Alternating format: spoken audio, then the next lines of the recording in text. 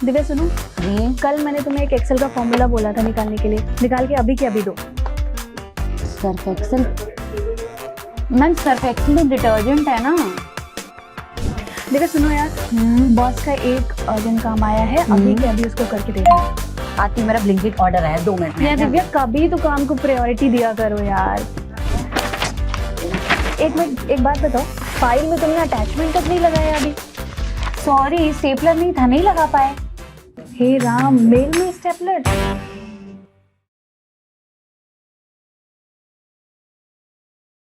मेरी इसके साथ बहस तो रोज चलती रहती है क्योंकि इसके काम ही ऐसे हैं। लेकिन आज हम उनसे बात करने वाले हैं, वो जेनजीज और मिलेनियल्स जो एक्चुअली में इन सब चीज़ों से गुजर रहे हैं। तो आइए मिलते हैं कुछ जेनजीज और मिलेनियल्स से from the real life corporate setup.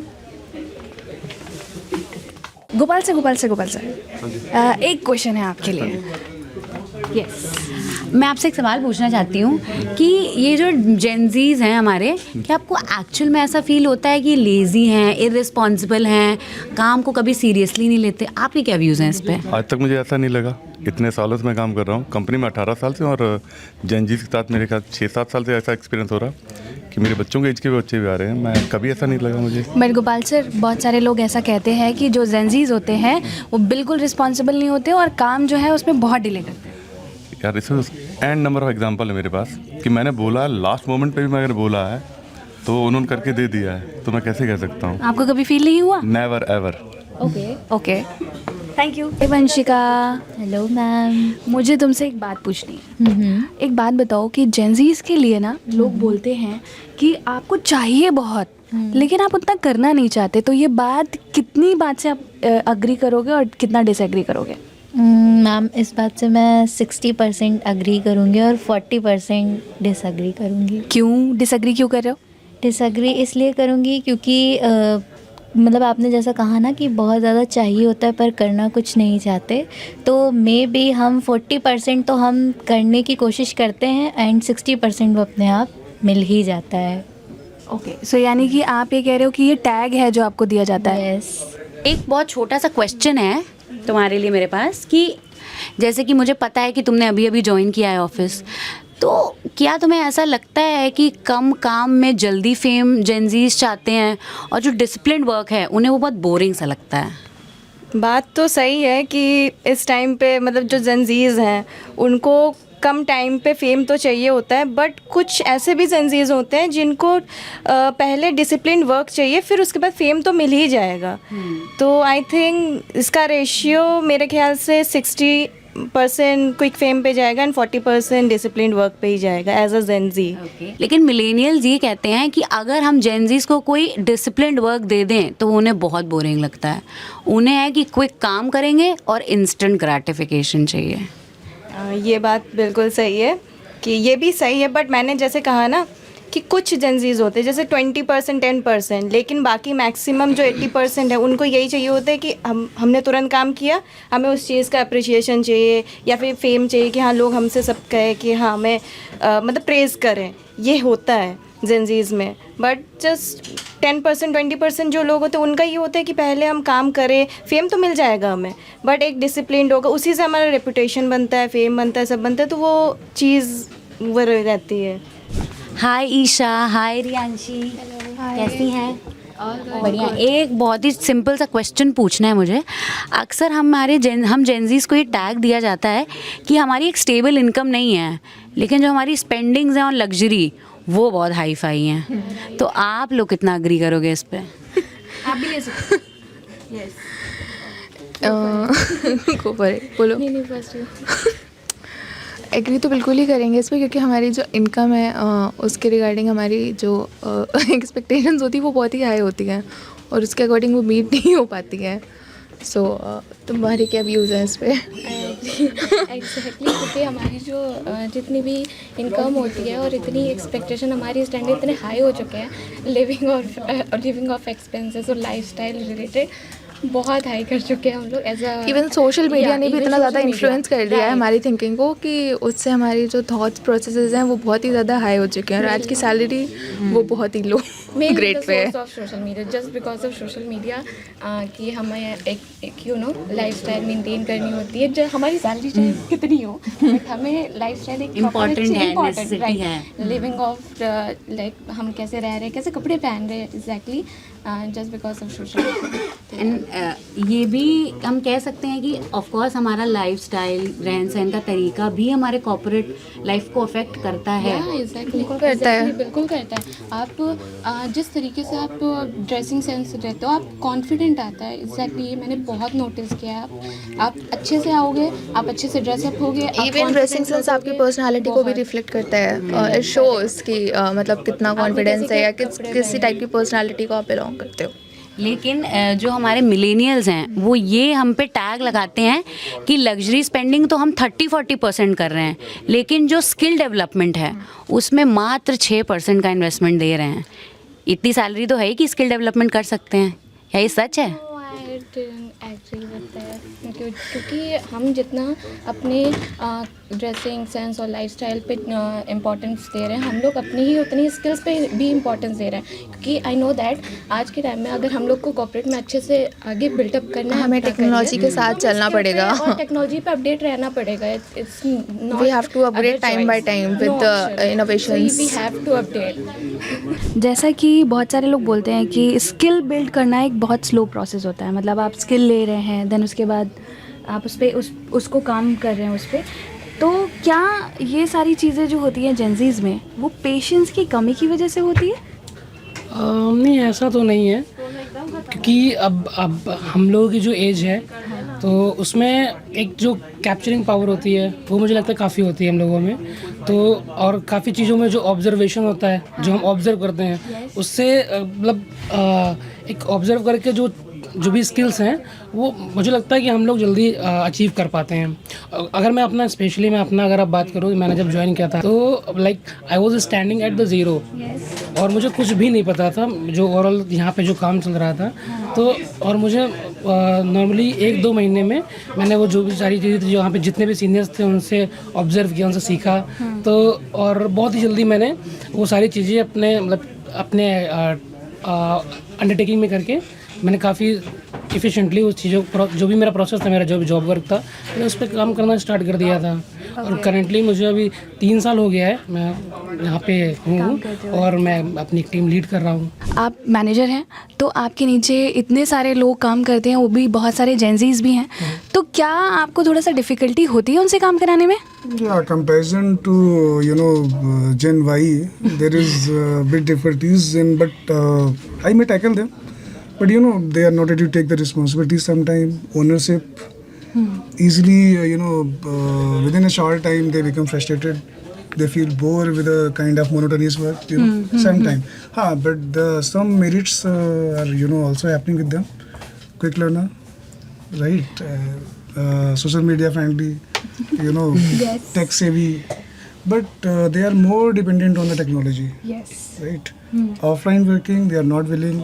Job hopping, बहुत जल्दी जॉब चेंज करना, शॉर्टकट्स Yes. कुछ नहीं मिला अगर सेटिस्फाई नहीं है quick quick change. Yes. Don't listen the seniors sometime. Yes. Argumented. This is happening. But again, if we are fostering him in a polite manner, we can manage.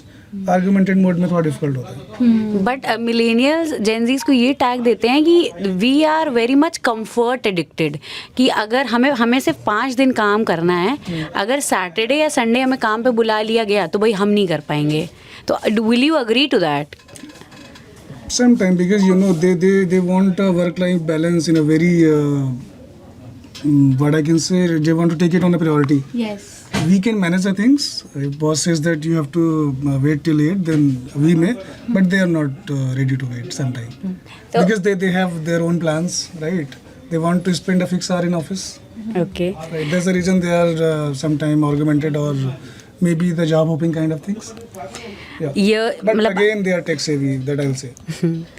आपको बहुत सालों का एक्सपीरियंस है एंड इतने सारे interviews भी as an HR आपने लिए हैं, तो ऐसा कौन सा बहुत ही यूनिक जेंजी इंटरव्यू आपका, मतलब आपका पाला बिल्कुल ऐसे जेंजी से पड़ा हो कि बिल्कुल उसकी बातें आप ओवरलैप कर गए कि समझ ही नहीं है कि भाई क्या है ये, क्या बोल रहा है ये, जो समझ में नहीं आते. You know what happening many days. Gen Z says I know everything, but when you deep and dive, you know, I'm not talking about the female or male. This generic. Then you think what exactly things is going on.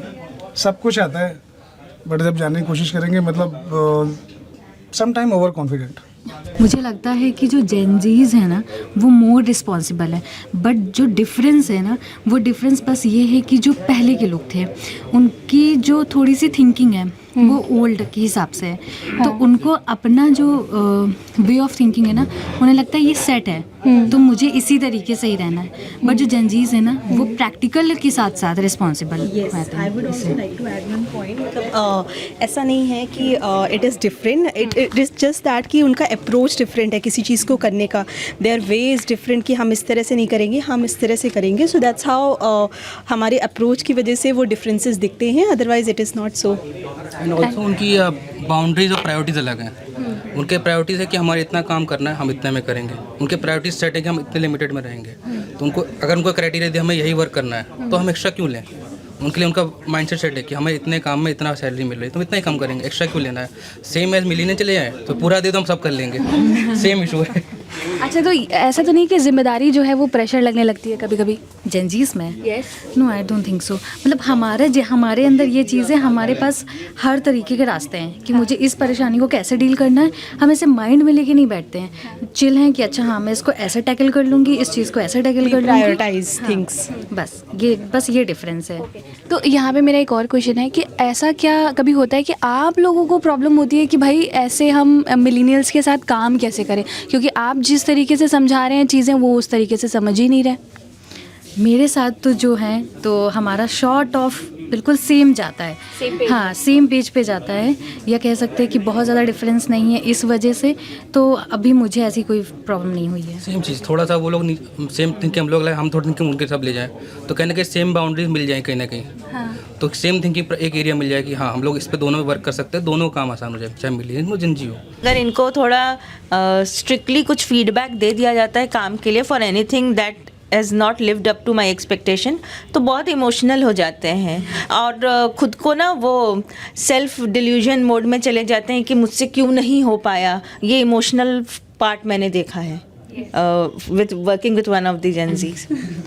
बहुत confuse रहते हैं. कोई भी चीज़ होता है तो मतलब बहुत ज़्यादा अपने आप को पैम्पर्ड फील करते हैं कि मतलब मुझे ये आ नहीं रहा, आखिर क्यों नहीं आ रहा. एकदम कंफ्यूज सिचुएशन में चले जाते हैं.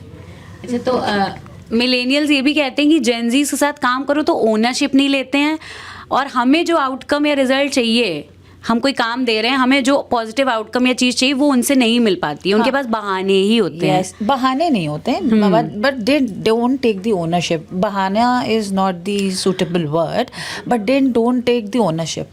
हाँ, मतलब उनको हमारे बराबरी चाहिए बट उनको ओनरशिप नहीं चाहिए. तो इसमें Aditya would like to add something. थोड़ा इसमें मोटिवेशन की भी कमी हो जाती है, क्योंकि जब थोड़ा सा बोल दो तो थोड़ा डीमोटिवेटेड हो जाते हैं. उनको लगता है कि नहीं अब हम कर ही नहीं पाएंगे अपने आप को. जैसे मिलेनियल्स के साथ ये है कि वो अपने आप को खुद ही मोटिवेट करके अपने आप को आगे बढ़ा लेते हैं, बट जेनजीज के साथ ऐसा नहीं है. वो इतने शैटर्ड हो जाते हैं कि आगे काम करने में भी ना उनको थोड़ी दिक्कत होने लगती है. तो मैम को कुछ पॉइंट ले लें. आई थिंक जेनजीज प्रेफर करते हैं इनोवेटिव पार्ट, जहाँ पे क्रिएटिविटी होती है. वो चाहते कि नहीं मुझे यहीं पे होना है. ओनरशिप की बात हो तो जब क्रिएटिव पार्ट पे वो आ जाते हैं ना तो ऐसा लगता है कि हाँ ये मेरा क्रिएटिव मैंने पार्ट कर दिया, अब ख़त्म. उसको ना एंड पे ले जाना, आई थिंक मैं खुद जेनजी हूँ तो हम एंड तक ही प्रेफर करते हैं. अरे सीनियर्स है साथ में, अब इनोवेटिव पार्ट हमारा हो गया है, अब आगे का रिस्पॉन्सिबिलिटी तो सीनियर्स की हुई. तो ऐसा हम लोग का थोड़ा हो जाता है. हाँ, हम लोग बहुत निगेटिव हो जाते हैं क्योंकि हम पे ऐसा आ जाता है कि मुझे क्यों नहीं आता, मेरे सीनियर्स को इतना कुछ आता है, फिर मैं अपनी टीम में बेस्ट कैसे रहूँगी. मेरी टीम इतने बेस्ट लोगों की है और फिर अगर मुझे नहीं आएगा तो फिर ऐसा लगेगा कहीं मैं ऐसा ना कर दूं कि यार सब कोई जानता है कि मेरी टीम कितनी बेस्ट है और मैंने कुछ गलत कर दिया, फिर होगा यार ये लोग तो इतने बेस्ट है, फिर इनसे गलती कैसे हो गई। तो मैं हमेशा मेरा रहता है कि बेस्ट बेस्ट बेस्ट, हमेशा बेस्ट होना चाहिए। फिर मुझे कितना भी हार्ड वर्क करना पड़े, कितना भी अपना सर फोड़ना पड़े, कुछ भी सीखना पड़े, बट मुझे लगता है कि हाँ मैं अपनी टीम के साथ बेस्ट होनी चाहिए। I think discipline they more value काम होना चाहिए, जो व्हाट आई फील। उनको अगर आप टाइमलाइन बांधोगे कि सुबह आपको 10 बजे आना है और 6:30 बजे जाना है, तो वो आई डोंट थिंक इनके लिए सही है। इनके लिए सीधी सी बात है, आपको 11 बजे आप आओ, 6:30 इनको एक टास्क दे दो कि आपको बोलो कि आज टास्क ख़त्म करना है, तो वो टास्क ख़त्म कर देंगे। So I think they follow this. And sir एक चीज़ और है कि जितना स्ट्रगल हमने फॉलो, मतलब हम बीइंग अ मिलेनियल्स, तो हम लोग बहुत ज़्यादा स्ट्रगल करके आए हैं, बहुत सारी चीज़ों को इतना ज़्यादा मतलब महत्व देते हैं, क्योंकि सेम वो सारी चीज़ें आपको देखने को मिलती हैं जो आपके साथ काम कर रहे हैं जेनज़ीज़। प्रायोरिटीज़ अलग हैं, प्रायोरिटीज़ अलग है। हम पहले देखते थे फैमिली को, या हम देखते हैं पहले फैमिली को फिर खुद को। ये पहले देखते हैं कि इनकी हैप्पीनेस कितनी अच्छी है, उसके बाद फैमिली, मैं नहीं सेकेंडरी नहीं बोलूँगा, बट यार पहली खुद की हैप्पीनेस ज़रूरी है, खुद का सेटिस्फैक्शन ज़रूरी है। स्ट्रगल तो एक्चुअली सबका, स्ट्रगल तो मैं कहूँगी सबका सेम ही रहता है, but priorities time to time सबकी चेंज होती रहती हैं। ये तो सर ने सब सही कहा कि मतलब जेंजी जो है वो पहले अपने आप को रखते हैं, बट ये नहीं है कि वो फैमिली को बाद भी रखते हैं, नहीं, वो साथ में रखते हैं उनको। सेटिस्फैक्शन फर्स्ट, हाँ फर्स्ट सेटिस्फैक्शन को खुद का होता है। एज ए जेंजी मैं खुश हूँ तो मैं आगे खुश रख पाऊँगा। फ्रेंड्स, अभी हमने कन्वर्सेशन देखी कि किस तरीके से जेनजी अपने बारे में ही खुद ही बता रहे थे कि वो कहाँ कहाँ कौन सी चीज़ों में लैग करते हैं और अपने प्लस पॉइंट्स भी उनको पता है। तो सबसे अच्छी बात तो मैं ये मानूंगी कि सेल्फ अवेयर हैं वो लोग, इस बात को जानते हैं कि हम इमोशनल हैं, हमें अप्रिसिएशन चाहिए, अगर नहीं मिल रही है तो हमारा कॉन्फिडेंस लूज़ होता है, इस बात की भी उनको जानकारी है। पर इसके साथ साथ उनको ये भी पता है कि हमारे लिए प्रायोरिटीज़ इम्पॉर्टेंट हैं, अगर हमारा टाइम हो गया है तो हमें घर जाना है, that is clear for them. वो एक्स्ट्रा बढ़ करके काम नहीं करना चाहते हैं। तो कहीं ना कहीं इन अ वे मैं इसको अच्छा मानती हूँ कि जितना आप सेल्फ अवेयर होते हो, अपनी प्रायोरिटीज सेट करते हो, आपका मेंटल हेल्थ भी अच्छा होता है। मिलेनियल्स कई बार उनको टैग कर देते हैं, लेबल कर देते हैं, और वो उनके बीच में दूरियां क्रिएट करता है, डिस्कनेक्ट करता है। पर कई मिलेनियल्स उनको समझते भी हैं, अंडरस्टैंड करते हैं कि ओके वो कहाँ से आ रहे हैं। कहीं ना कहीं उनकी जनरेशन ने जो सोशल मीडिया देखा है, मोबाइल फ़ोन उनके पास आ गए हैं, टेक्नोलॉजी का इतना एक्सेस है, उसकी वजह से ही उनका जो व्यवहार है वो उसकी वजह से है। तो ऐसे में वो ज़्यादा अंडरस्टैंडिंग जहाँ जहाँ मिलेनियल बना है, जब वो हाथ बढ़ाता है तो जेनजी भी अपनी ग्रोथ की तरफ आगे बढ़ता है। पर जहाँ जहाँ टैग किया जाता है, लेबल किया जाता है, उनको अंडर एस्टिमेट किया जाता है, वहाँ वहाँ पर जेनजी भी अपने खोल में चला जाता है, उसकी परफॉर्मेंस ख़राब होती चली जाती है। तो शायद हमें ही समझना पड़ेगा, एक हाथ आगे बढ़ाना पड़ेगा। हम एक हाथ आगे बढ़ाएंगे, वो हमारे साथ आएंगे, दौड़ के आएंगे, और हम लोग शायद मिल कर के साथ में ग्रोथ की तरफ आगे बढ़ेंगे।